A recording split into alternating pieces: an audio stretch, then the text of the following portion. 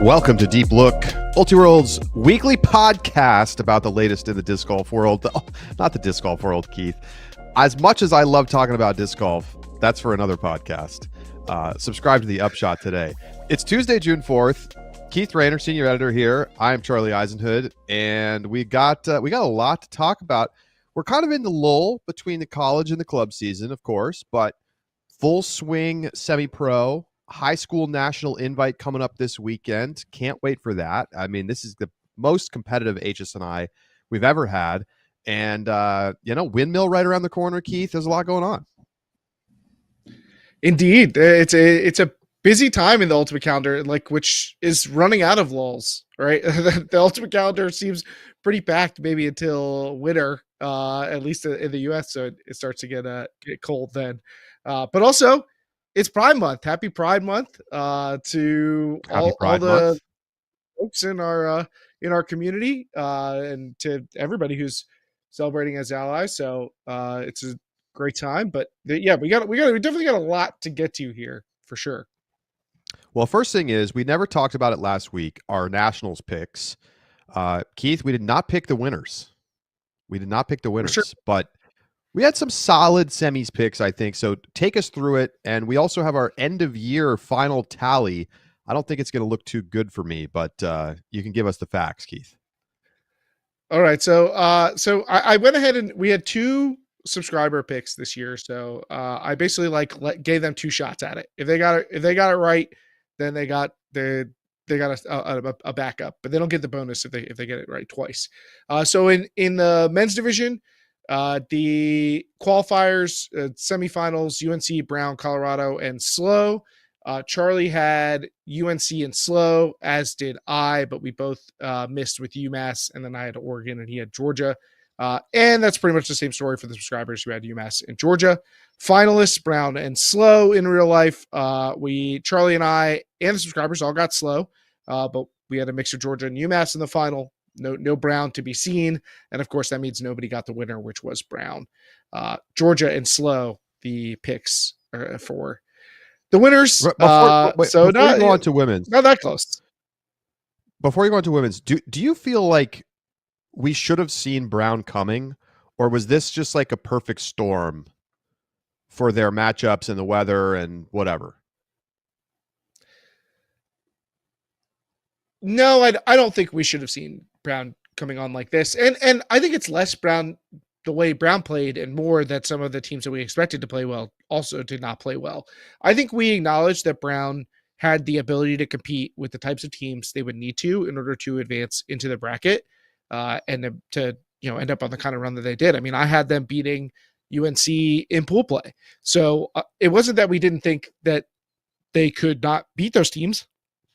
It was that we thought that those teams would win out in the end. I think we should be more worried about the fact that we didn't see Colorado coming, because everybody was off the Colorado trade. That to me is the Colorado UMass miss is the one that feels like we missed something. Yeah, I mean, I don't know. I think it's hard to say that we missed on UMass, given that they were very clearly the best team this year, but they were banged up. I don't know what else to say. Like they weren't quite right at nationals, and we saw what happened. I don't know, man. Maybe they peaked too early. I don't know. Do you if I told you before the tournament that Wyatt Kelman was going to be at 70%, let's say, would you have picked them to lose to NC State? I doubt it. No, right? No, part of their I would not have done that. They had 20 different guys crazy. who were good. That was crazy. So I think UMass laid an egg, and we didn't see that coming. That's one of the biggest L's of the season for sure. Shout out to NC State. Incredible, for sure. Incredible W. Okay, the women's picks continue. All right, in the women's division, your semifinalists: Colorado, Vermont, Stanford, and UNC. Everybody had Vermont. Everybody had UNC. Stanford, nowhere to be seen. Carleton and my on fire pick of Oregon. And then Charlie, the lone Colorado call. Everybody else had UBC.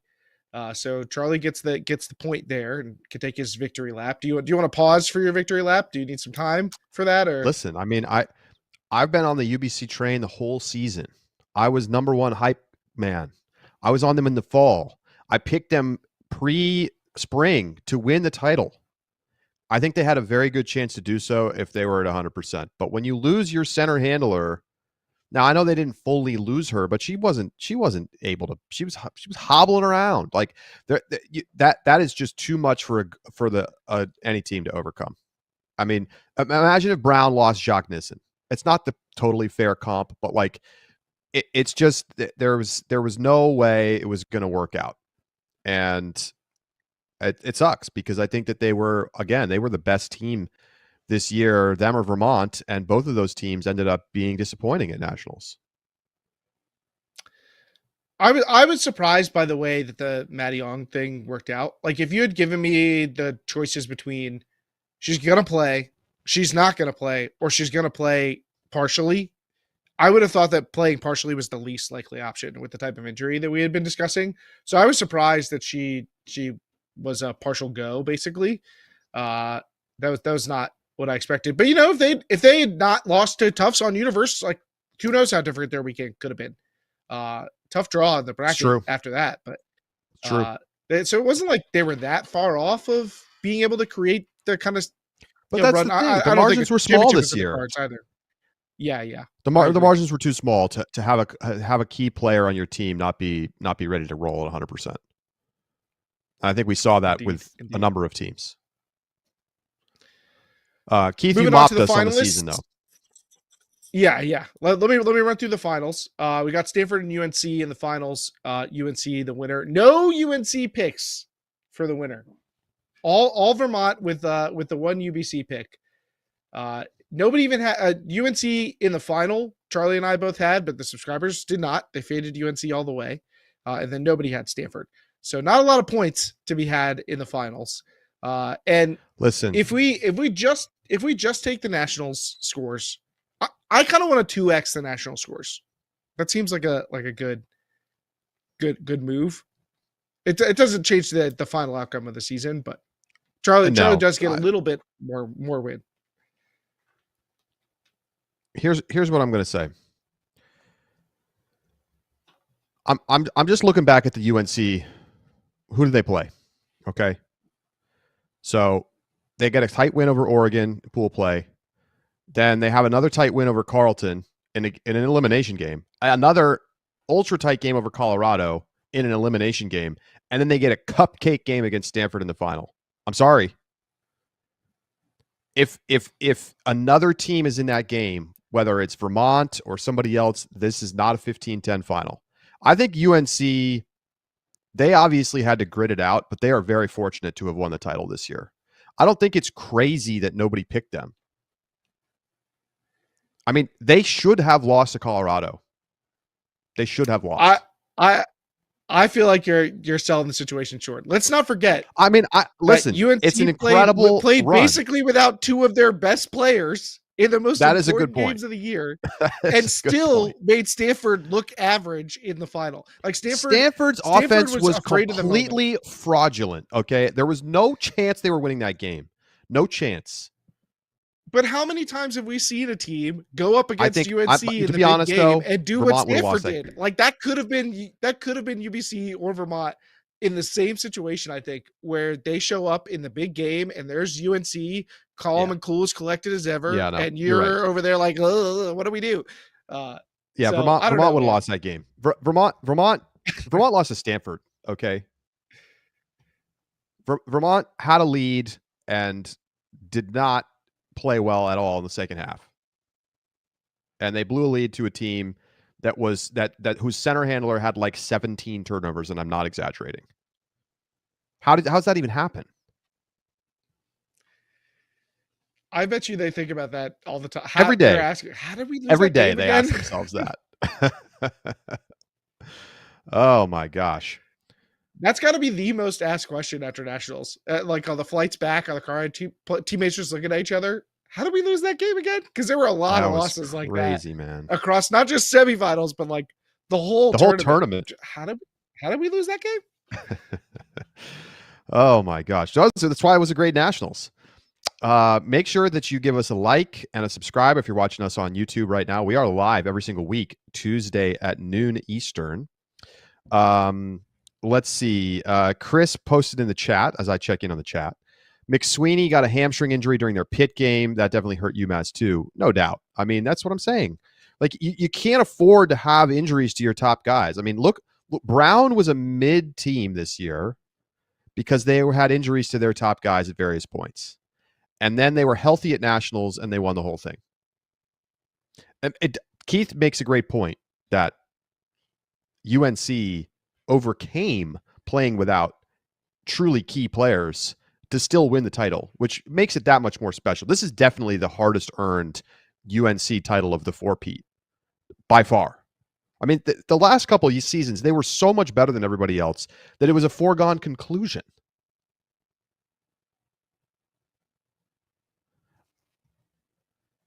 So what's next?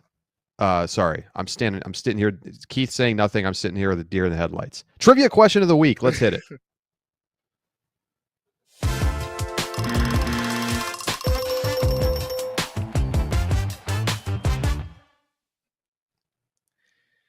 All right, Charlie. Trivia question of the week. We just saw the final results of the Western Ultimate League's 2024 season.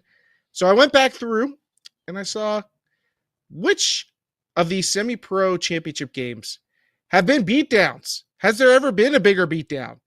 I wanted to see. So I went back and looked. Charlie, what do you think is the largest margin of victory in a semi-pro championship game?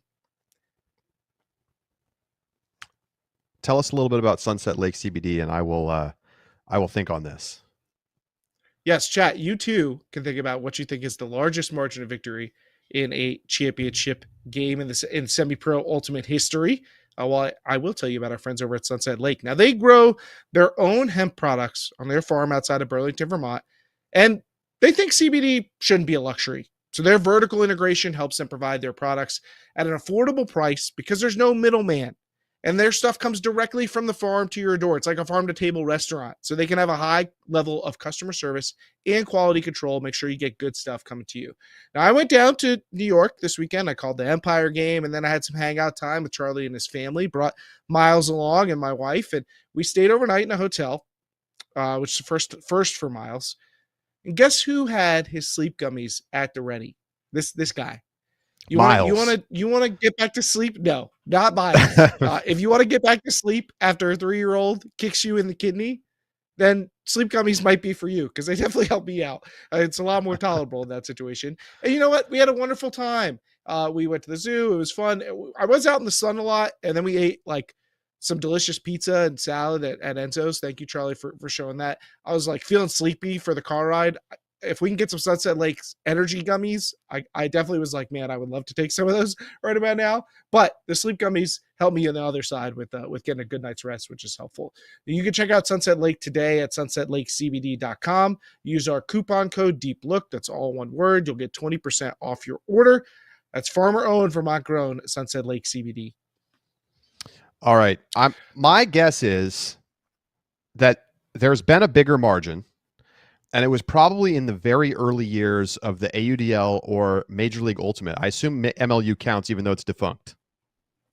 Okay. It probably should, but I didn't think of looking them up. So no, it doesnesn't count. Okay, it doesn't count. So my guess is they lost the war, so they don't get to count.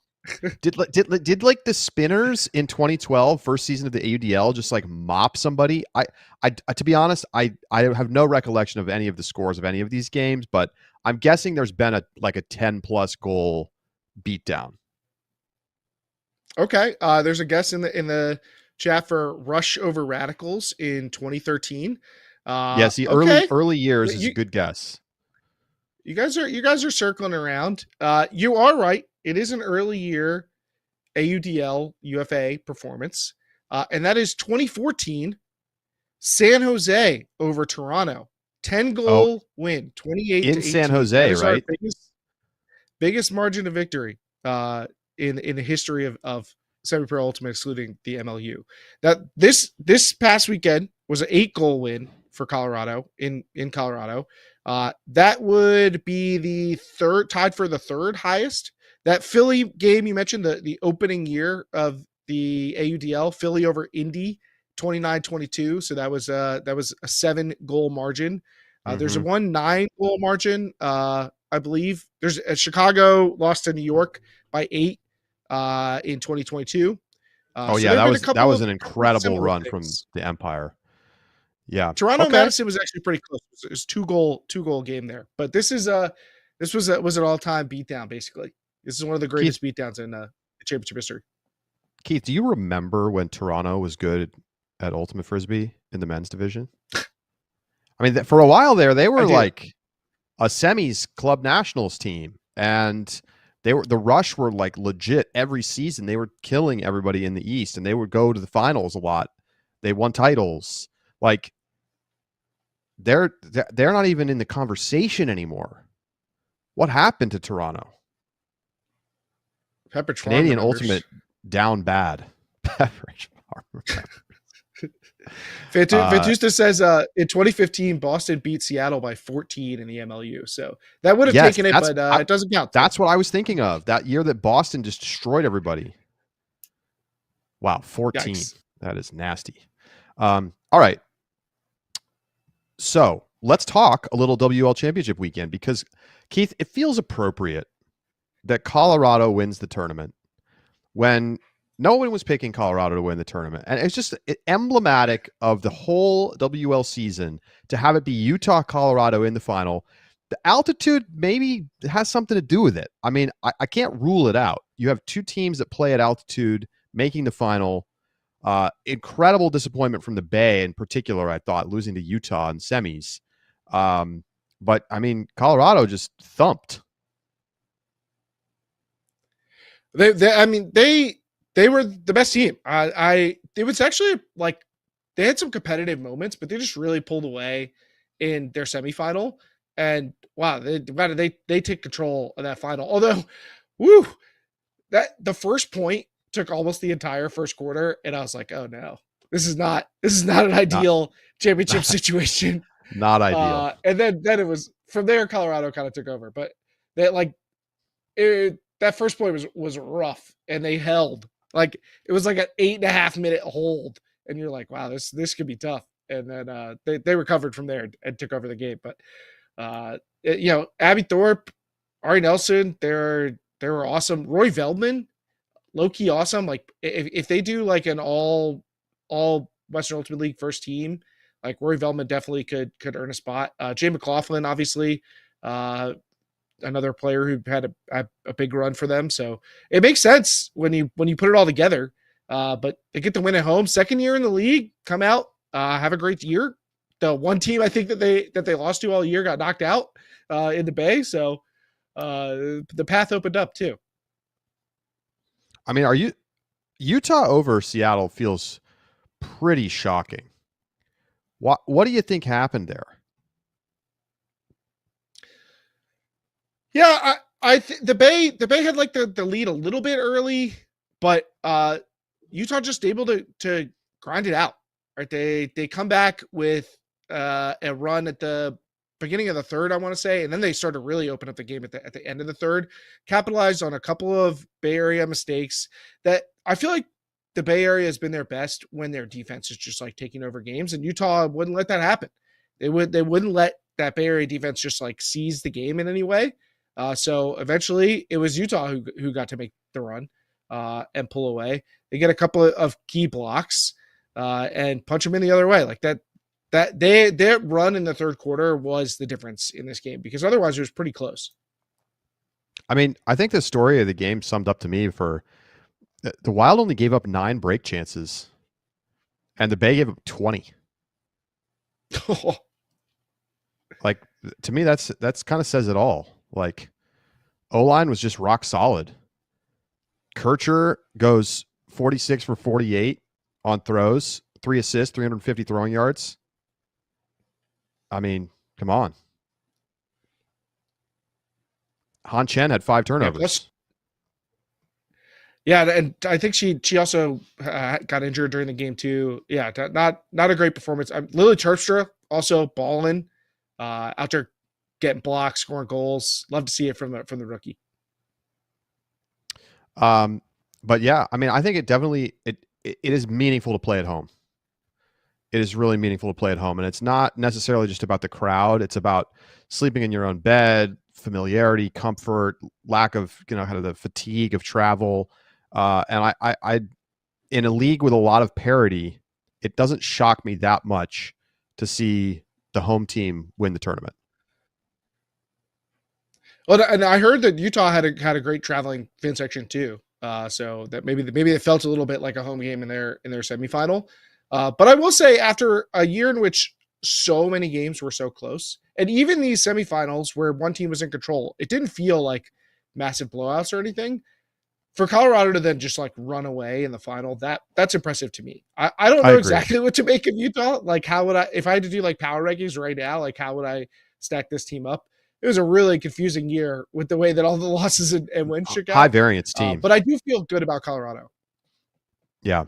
Well, let's talk about some of the awards. They announced the season awards this weekend during championship weekend. And how about this? MVP, Abby Thorpe, 23 goals, 7 assists, 7 blocks on the year. And Keith, a name that, like, for me, kind of came out of nowhere in this WL season. She plays club for Mile High Trash, a mixed team out of the Denver area that doesn't go to nationals. But I mean, what a glow up for a player who's not a big club name to pop off and win MVP is pretty impressive. Yeah, to me, I think it's actually kind of a cool thing that I imagine that a lot of proponents of both the PUL and the WL were kind of hoping would happen, which is a chance to expose people to athletes who otherwise they might not have gotten a chance to know, especially because so many women matching players play in this like condensed environment where we're so used to, like, it's like really been the same 4, 5, 6 club teams for umpteen years. So if you're not on those teams, people might not ever really get to see you. Abby Thorpe was awesome last year, as someone in the chat pointed out. Although they said that the power rankings, wait a second, holes of paradox. They're bottom of my power rankings. Those are not my power rankings. Ultra World's no monolith. Those are my power rankings. I picked Colorado to win this on our show. All that said, Abby Thorpe was awesome last year, and this year, like, kind of to me, it echoes kind of what you saw with like Jade McLaughlin, who's a player who people did not know prior to the success that she had in the WL. And it wouldn't surprise me to see Abby Thorpe start to appear on a different type of roster. Maybe it's in the mixed division, maybe it's in the women's division.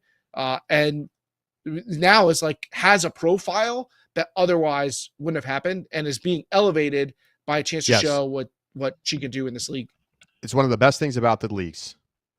I mean, Jade McLaughlin, like, was the club mixed division player of the year last year and is getting, Team USA tryouts and such.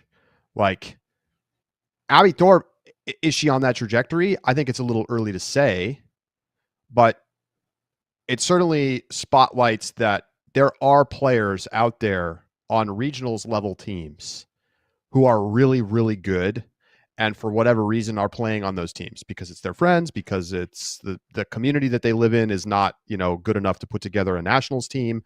But, this is how you end up getting spotlighted, and monster season.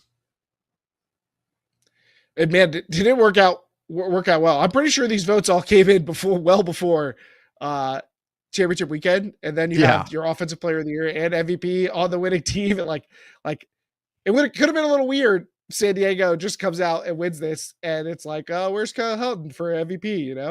Hurt thumb and all. Dina was wild as defensive player of the year. I mean, like, if you look at our advanced metrics, like, her edge block rating is like 2x anybody else, which is totally ridiculous. Just so many blocks. Colorado deserves a lot of credit. And like I mentioned, I think Rory Veltman also was awesome for them this year. Keith, any other notes on the I don't know if we said it yet, but Ari Nelson wins Offensive Player of the Year. We have the graphic up on YouTube, so I just want to make sure I say it for the podcast listeners. She had 23 assists and over 2,200 yards of offense. Dina, 15 blocks on the year to go along with, by the way, 11 goals and 14 assists. She's clearly got a case to be made for also being considered for MVP, but it does feel appropriate that it went to the best player on the best team. Indeed, and Ari Nelson, I think, was, to me, like, they're the thing that kind of turned the tide for Colorado. Like, their addition this year totally changed the tone of that offense. Like, the ability to go cross field so frequently made a big difference. So Ari Nelson getting flowers, and obviously he also gets a ring for for the work. So we get to see pictures of them taking the trophy together. So Colorado, powerful effort. Like, it's got to be cool in the home fans too, for the home fans too, to like get a chance to recognize players who like are out away from the spotlight in a lot of other situations. All right, let's move over to the UFA, where we had some very interesting results this weekend. For the first time in franchise history, the Boston Glory defeats both the New York Empire and the DC Breeze. They had never beaten either team before this. They go on the road to New York, get the win on Friday night, and then play at home against DC in the back-to-back on Sunday, and get the win at home. And they take over first place in the East Division. And with New York and DC's remaining schedule looking a lot tougher than Boston's, Keith, they're in the driver's seat to take the 1 seed and get a home playoff game in the East Final. Talk about a turnaround, right? Like, wow. Boston, it feels like over their short run as a franchise, it's felt like the team that's like close but not quite all the time. Bam, that whole narrative turnaround, right? Like, can you them winning the East, like that's the kind of thing that you drum up as narrative in the preseason, it feels like, and then it's dead halfway through the year. And this weekend, we could have been pronouncing it dead. It's dead. It's alive and thriving. Now, look, it's certainly the case that adding Jeff Babbitt has been a huge shot in the arm for this team, but it's not as simple as that. I think for the first time ever, all of the best players on the Glory roster played in the game against New York. They had Tanner Johnson go. They had Orion Cable. They had Babbitt. They had Sadok. They had their guys. And you would think, given the composition of the roster and having like these really dominant downfield bigs, that they would just be a team that wants to boost it and, try to win sky balls. But they just play like they're playing ticky-tack dominator style offense, Keith. And New York couldn't take the disc away from them.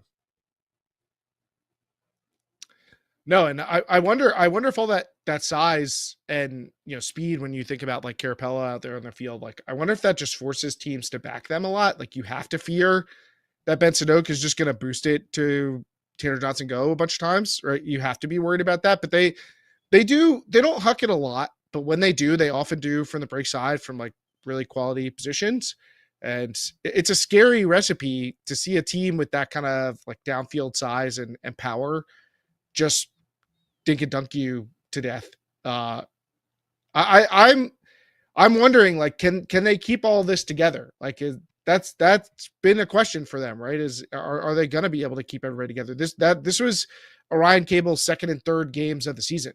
They had never had all those bigs playing together at the same time. Can they keep them together, showing up and repping out? But I mean, monster game from Babbitt. He's a +6 with 2 assists, 3 goals, and a block. And some of those play, I mean, the block that I assume the one that he's credited for was incredible at the back of the end zone. Johnson go, 3 goals, 2 blocks, and an assist. You mentioned Carapella. He was great. I thought their D-line was solid. They, especially when they took the disc away from New York, they were able to punch those in. They go 5 for 6 on break chances. This is not the same Empire team from a year ago. And I think we saw some cracks in the armor a little bit earlier this season against Atlanta, and they reared their head again here. where they just don't quite have the same firepower offensively or defensively on their O-line. It definitely looks like they're missing some of that. The offense looks less efficient. They look like it's harder for them to generate really easy scores. The deep game is no longer one of their key weapons, and that'll happen when you lose Ryan Osgard and Jeff Babbitt. But you would think that Jack Williams and Ben Yacht and John Randolph, right? Elliot Chartock could get enough. Oliver Chartock was like one of the best players in that game for them. But maybe between those losses and like John Lithio is another player who helps grease the wheels offensively. I don't know. There's definitely offensive work to do, because there were times when their offense looked like it was in a rut against Boston in a way that I feel like you don't usually see from them. They're usually able to wriggle out of those, and it was not the case. All right, so let me just run down remaining schedule, because I think it's worth discussing just how good of a position Boston is in after going 2-0 this weekend. I mean, this was easily the biggest weekend of their season, and they passed the test with flying colors. Coming up for Boston, home against Philly, home against Toronto, and then they're on the road against Montreal, Toronto, and then Montreal again. So those Montreal games are not going to be easy, but the rest of those games they should win comfortably. And they've already beaten Montreal this season. If they can, they should be able to win out. I mean, if they play like what we saw this weekend, they will win out and finish 10-2. Unbelievable. It's unbelievable. Meanwhile, New York has to go on the road to DC this weekend. Then they're at Philly. They're home against Toronto. They're home against Salt Lake, at Minnesota, and then home against DC. Like, there's no way they're winning all those games. I would be shocked. It's just too hard of a schedule. I'm with you. That's a tough road. I guess it's like, how much do you put the dirt on Empire? You know what I mean? Like,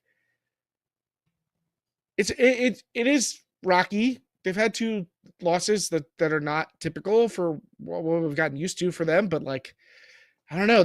You can still see on paper how you can convince yourself this team is going to be really good, but there's no way you're calling them the title favorites anymore right now. But I don't know. Not right now. Do you bury them they can't win these games on the road either? I don't think you bury them yet. I think you have to wait and see what happens later this season. Ryan Osgard is still technically on the roster. Will he start playing?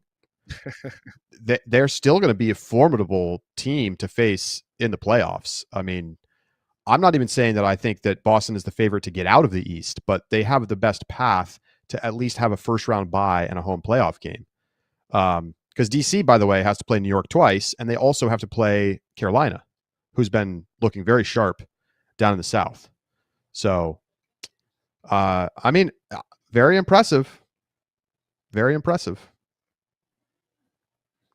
Notably, Atlanta goes on the road, gets a win at Colorado.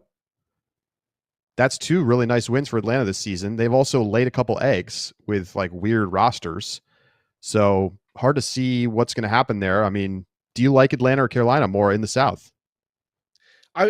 You beat me to it. Like, I was just going to ask you the same thing. Because you got Carolina, they're 4-0 plus 21. Atlanta, best wins, yes. But also got the losses on the margin. I think I like Atlanta better. You got to be able to show the ceiling to me. So I think I would take Atlanta if I had to, but I see the argument both ways. Carolina's handler core has looked really strong. But I don't know. It's hard to judge when we haven't seen what feels like full rosters from both teams go head to head. So we'll see. Out west, Salt Lake's killing everybody. Minnesota definitely looking like the best team in the Central. And so that's where things stand in the UFA. Let's check in on the PUL as well. We're getting close to the postseason. We're just a couple weeks away from championship weekend. 3 teams have clinched a spot at championship weekend. New York sitting at 5-0. Philly, the 2 teams at the top of the North Division. So that's all pretty much done. And then in the South, DC is sitting at 5-0. They've locked up a spot. And Raleigh, certainly in the driver's seat. They're 3-2, but they have a game against the Torch.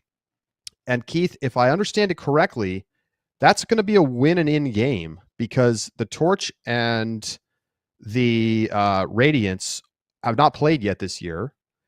And if the Torch wins, they'll have the same record. And then I guess the question is, what exactly is the tiebreaker, which I'm literally checking right now. The first tiebreaker is head-to-head record, as I would have expected.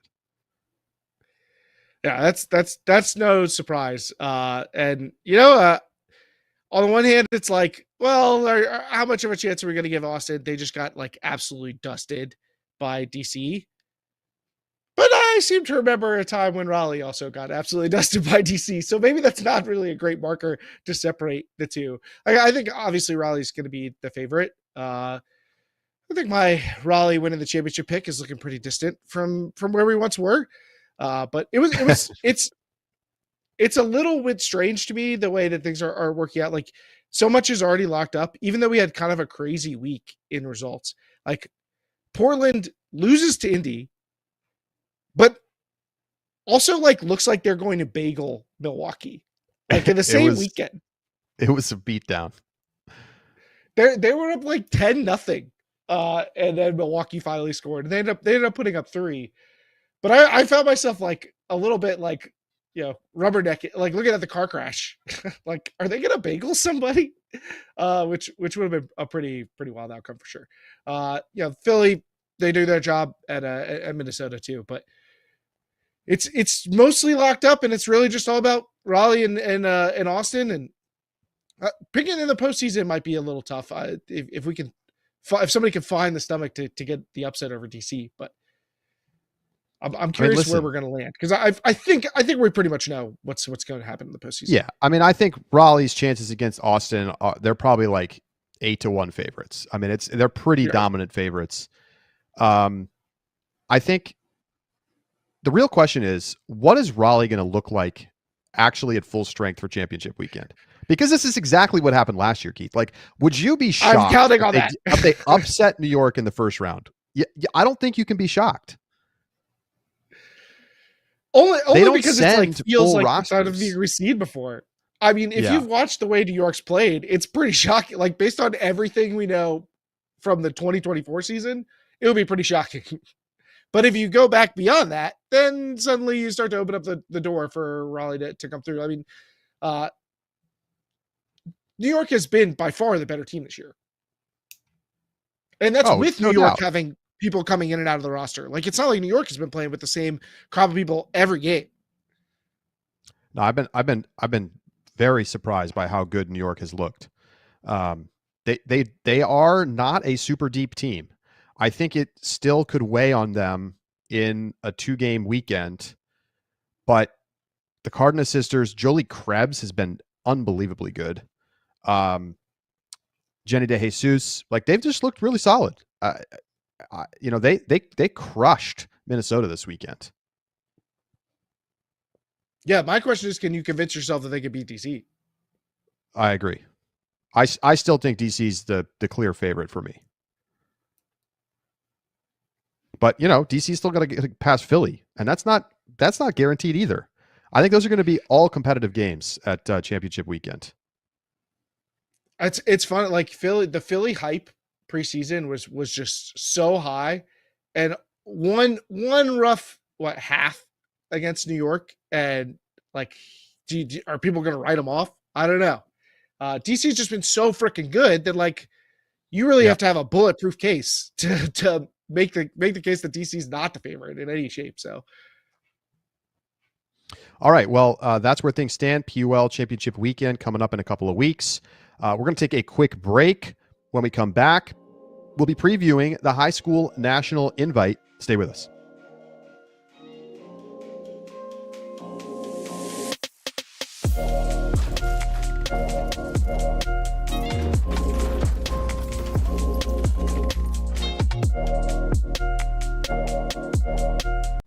Heads up, Breakbark now has sublimated 5-panel hat.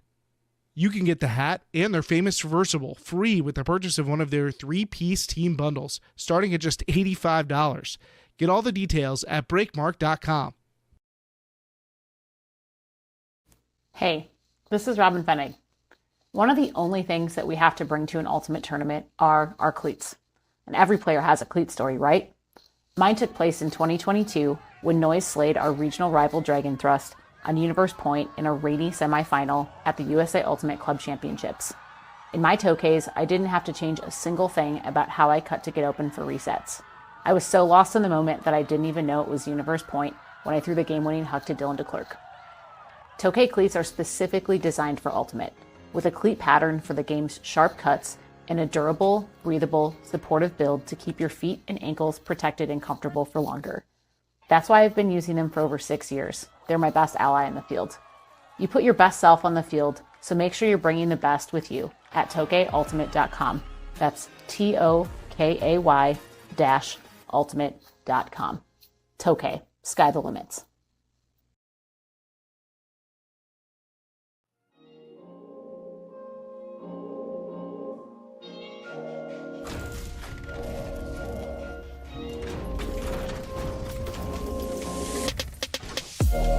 Welcome back to Deep Look. Before we talk HSNI, got a little Windmill to chat about. Before that, quick apologies. We inadvertently used the wrong pronouns for Ari Nelson. They go by they, them pronouns, not she, her. So our apologies for the error. And congrats once again to Ari for their award for Offensive Player of the Year. Windmill, the kind of like maybe the number one tournament in the world. I think there's a case to be made. I have not been, but many have said that it is the best tournament because it's the combination of both incredible competition and great teams, a Swiss draw format, which is just admittedly more interesting than a typical tournament format, and like a festival atmosphere and party vibe that you really don't get in the US anymore at like any kind of competitive level tournaments. So it's coming up. It's not this weekend, but the following. And we're super excited because Ultiworld for the first time is going to be there streaming games. And Keith, this might be the most competitive Windmill that we've ever had because it is a Worlds year. So there's a bunch of national teams there, plus all of the best teams from Europe and some like ringer teams. And, you know, the U.S. men's national team is going over there for their warm-up tournament. I am fired up. It should be interesting. I mean, it's great. That's like one of the side effects of these big Worlds years is you get these teams traveling to compete, and kind of in their warm-up events, you add an extra layer of interest. Not only are you bringing more talent to the event specifically, but you also bring more attention with it. You know, we get to do the road to Worlds, really, and that's exciting. I've never been to Windmill either, but at first I scoffed. I'm sure those watching saw me scoff. I can back you up though. I have heard that this is like the blend of fun and competition that it can be ideal. So that your argument makes sense once you couched it. I mean, in what are the other tournaments even on the conversation right now? Once upon a time, Paganella was popping, but I think it's really lost some cachet. You could put Club Nationals up there, I suppose, but you know that's kind of its own thing. That's pure competition. Yeah, I don't even know what annually is in the mix, right? Like I feel like I hate to denigrate it as a institution like Poultry Days, but I feel like it doesn't quite have the cachet that it once did. Exactly. I still want to go to Poultry Days. Just got the chicken though. I've done some poultry. They got the egg eating competition. You got the chicken. All right. So we will talk more about Windmill next week, but definitely make sure you get yourself a subscription and tune into the games. You know, it's an awesome atmosphere also because they have a stadium and everybody gets to come and watch the finals. And it's like packed house. We're going to have a ton of cameras. It's going to be a lot of fun. And hey, you know, we'll see, maybe the US gets upset. You know, maybe we see the Belgians ball out. Like the mixed division is jammed with great teams, including a super team whose roster I don't even know. But there's like international ringers on it. So keep an eye out for that. high school national invite coming up this weekend. Starts Friday and Saturday. Finals Saturday night. We also have a Color of Ultimate game on Friday night. So looking forward to that as well. And Keith, this is definitely the most competitive high school national invite field that has ever been. And we're expanding the media this year. Three games streamed every round. We're going to be doing full showcase broadcasts right from the jump. And even pool play feels like it's got some heavy hitter matchups. This is going to be so much fun. Keith, what stands out to you as you look through the pools? Well, I mean, when I look at the girls division, I see a story I want to say as old as time, but a conversation we've had to have before at High School National Invite. But you get some added intrigue this year, and that's, can one of these teams, particularly one of the Seattle teams, take down South Eugene? South Eugene comes in as the number 1 seed. They're the back-to-back champs. But these Seattle teams are fearsome. South Eugene got some real tests during the course of the year. They also had the YCC final where they lost to where the Oregon team lost to Seattle. So there's going to be a lot of crossover in those rosters. South Eugene's graduated quite a bit of talent. I think that people are going to be thinking this is the year to take them down and stop the three-peat. You got 3 Seattle teams as your number 1 seeds in the other pools. So when I look at the girls division, that's definitely the storyline that jumps off the page to me. Yeah, and these West Coast teams have proven year after year that they deserve these high seeds. They've largely dominated the Central and Eastern teams. The top seeded team from the East Coast is Decatur, the Georgia State champions. It's kind of hard to know how good they are, but they've been very impressive. And actually, you know what? I said they're the state champions. I think they maybe lost to Paideia by 1 in the final. It's hard to find all of this youth high school data in one place. But either way, Decatur's been one of the best teams from that part of the country. I don't know how well they're going to hang in there at the 6 seed when they've got all this other talent all around them. But, Washburn, they're in the Minnesota State finals. You've got some teams that have been kind of coming up hot as of late. Teams like Northampton had a really nice Amherst invite. So I'm excited to see what happens. It's certainly going to be, the semifinals should be extremely interesting and competitive because you've got these top Seattle teams have been battling back and forth all year, and South Eugene has gotten the best of them. They looked great at the Seattle invite. I think that last year, after we got some surprises in the quarterfinals with the Utah teams in particular, providing a really spicy round.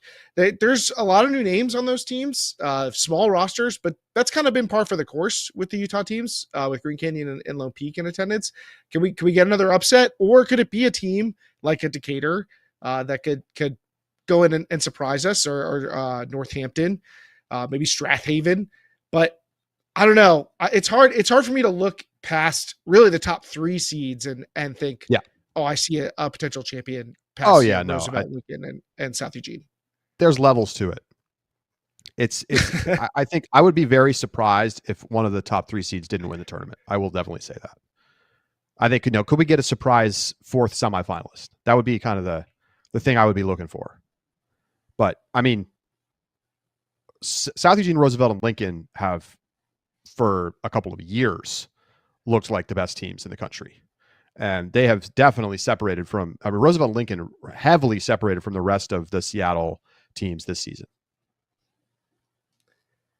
Yeah, and they come stock with names of players who we've gotten to know at HSNI, who have been good 4 years at HSNI and now are that much more seasoned. We got some great games right off the bat. First game streamed of the weekend on the showcase field, Decatur versus Strathaven. One of the best from the South, and Strathaven, best from Pennsylvania. And then we got Nathan Hale taking on Northampton in a, cross-coastal battle there. And so make sure to tune into those ones. And let's turn our attention over to the boys division. Maybe a little bit more parity here. I think what's interesting about the boys division, the top seeds in each of the pools hasn't lost a game this season. And it kind of goes to show you that there's not that much crossover between teams from different regions of the country. Eastside Prep has looked fantastic. They made a deep run at HSNI last year.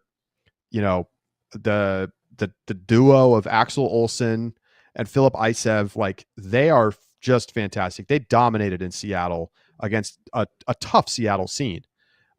Jordan has looked phenomenal out in North Carolina, dominating in the state back in the fall, and then winning more games this spring against sort of mostly out-of-state teams. Green Canyon has looked extremely sharp. They crushed Lone Peak in the Utah finals. They've got some stars on their team. And then Edina has completely obliterated everybody in the central part of the country. Which I feel like has been more competitive than ever. Like I think that the quality of play in the central part of the country is very high. So this is like an even better sign for Edina, who's like obviously a very well-established program in the boys scene. Do not look past some of these other teams, though. Jackson Reed looked great for most of the season. They played a really tight game with Jordan back at the EULA Invite. Wissahickon at the 8 seed. They might be deserving of a top seed in terms of just like how good they are at full strength. They dominated in Pennsylvania this season because they had some early hiccups with like a weaker roster back at EULA that kind of knocked them down to this 8 seed. But that streamed game between Eastside and Wissahickon, which, I don't want to say guaranteed to be for the pool because West Jessamine and Berkeley are both really good teams. But it could be for the pool, and it should be a very interesting matchup. Adam Grossberg, too many Grossbergs, absolutely balling for them. And no, you're right. It was Sam. You got it right. It is Sam. It was Sam. Too many Grossbergs. Excited to see how they match up with that Eastside Prep team. All right, who are you hyped to see? That my favorite part of HSNI is definitely getting to see the players tomorrow today. Like, who? Give me a name or two that you're hyped to see in either division. I want to see how much Thomas Shope can do for St. Louis Park. I want to see. I don't really know the names on Lhasa at all out of Texas, but they went out to a HSNI qualifier and earned a bid. They won the Texas State Championships. Like, how good are they? Like, are we all sleeping on Texas? I mean, this felt like it happened before with California when Berkeley came out and they weren't seeded super high, and then they won the tournament. So I'm excited for that. How about you, Keith? If I know Texas people, then yes, they definitely think the answer is firmly yes. You are sleeping on Texas. I gotta say, Rowan Limp at Nathan Hale, just block machine, bucket getter, super fun player to watch. I'll be curious to see how she compares with some of the other top players, although I'm pretty confident that I know the answer on that front. Charlie Tepley on Edina. He's a nice player too. There are a lot of names to look at. Like, these are players I think we're going to be talking about for a long time. Jordan, their boys team has some really interesting players on their roster. Your Will Basdens, Charlie Kennard, the young guy, Kyler Wheaties. He gets it too. So there's some very spicy players, and like there's a long list. Like, we could definitely keep going. We're scratching the surface here. You didn't even mention Chloe Hakimi yet. Do I have to? Do I have to? Do I even have to? I mean, Cedar Hines, another one I'm looking forward to watching. Mm-hmm. Man, I mean, you could just go down the list. Like, a lot. Unsurprisingly, because these are most of the top high school teams, only a couple of teams declined bids this year. Literally every boys team except their invite. I think we had 3 girls teams decline, mostly due to travel costs. So you're going to get a lot of these top players. Grace Maroon, hype. Yeah, I am going to be definitely taking notes on names and where people are going to school and start building the hype machine out. Alrighty. So let's see. Make sure to tune into coverage for the high school national invite. It is on ultiworld.com starting on Friday, and we'll be streaming games all weekend long, 3 games around, and finals under the lights on Saturday evening. And don't miss the Color of Ultimate game. I believe it starts 6 p.m. Central Time Friday night. That will also be streamed. That'll be on the Ultiworld YouTube. And looking forward to seeing another great Color of Ultimate game. Keith, I hear you're going to get out there onto the field a little bit. Is that actually? I have not heard that. If that's coming.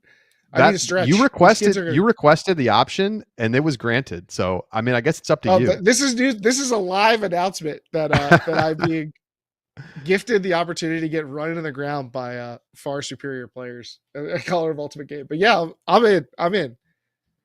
I'm throwing the corker immediately. All right. It is time for our question of the week. It comes from Nate K. And the question is, if the Detroit Mechanics could pick up any player in the league, who would they pick up?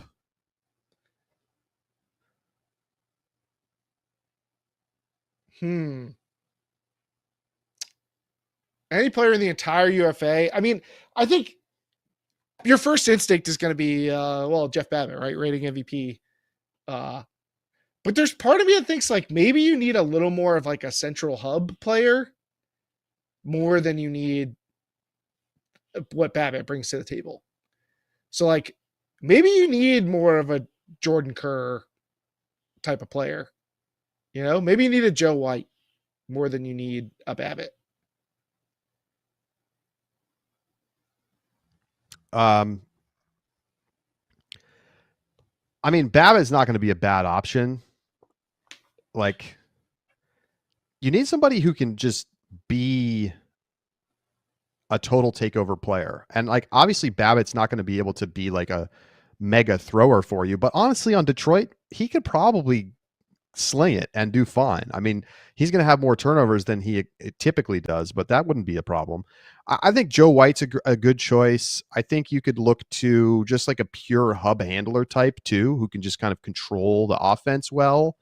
They need more than that, right? They had Mac Hecht on their team. It didn't work. They didn't win.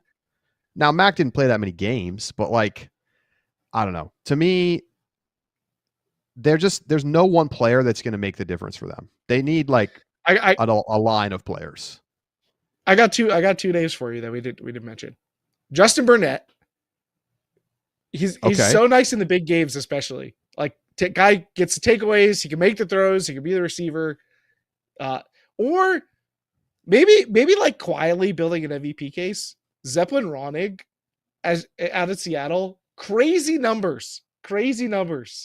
So maybe Zeppelin Ronig could be could unlock the door to the win for Detroit. I mean, Seattle is in second in the West right now. I don't know, Keith. This team is hapless. They're gonna put a curse on whoever comes to their team. So there's no hope for them. All right, that is going to do it for our show today. Please give us a like and a subscribe.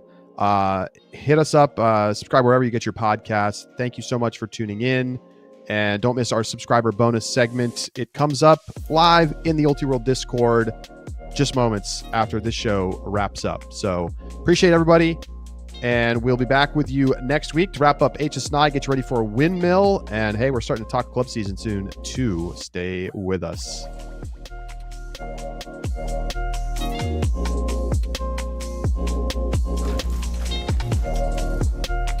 Decatur where it's greater, baby. Hey, Keith, we got to make our HSNI picks in the sub bonus. We forgot to make picks. Right.